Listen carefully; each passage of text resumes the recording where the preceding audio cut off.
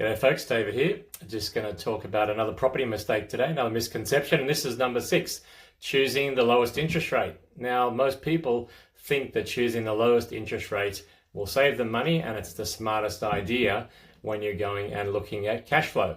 Now, the reality is it's the reverse.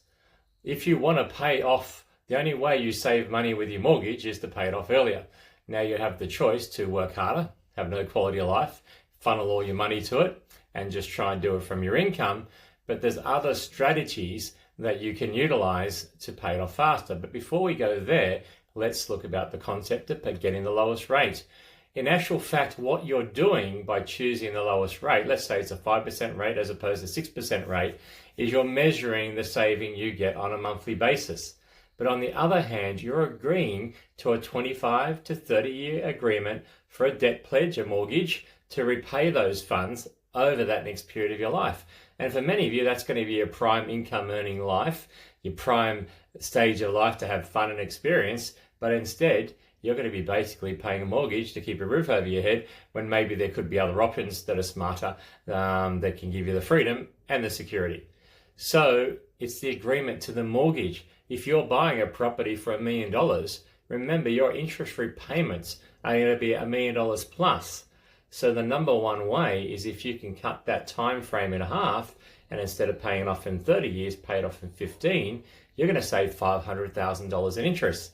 That's a far better saving than saving 1% and committing another 15 years to having to work just to pay down the debt. So the key is, and not everyone has it, you need to talk to a mortgage broker who's more savvy, more sophisticated, and has products where you can run your salary into an offset account or a redraw, maybe a redraw that's probably a little bit cheaper, and you can make additional payments. And then also if you had business income or other rental income and tax deductions, you can funnel all that income into that account, and usually interest is calculated daily. That can compound and mean you can pay down your debt much faster. Now, of course, there's a far more complex formula and strategies and moving pieces to that simple analogy, but I've certainly seen clients that basically have paid off their mortgage in a third to half of the time because they're not just reliant in their own income going there. Because remember, you've got to make, if you make 100 grand, after tax, you get 75. Then you're going to pay your costs, and you're paying literally all your mortgage repayments in after-tax dollars. If you can chunk more income into there earlier without you having to work harder, wouldn't that be a better solution than just choosing the lowest rate and choosing to have a mortgage over 30 years and not having as many choices in your lifestyle? Anyway, it's a really, really good tip, and it's the opposite of what we're told. Remember, that's a key thing.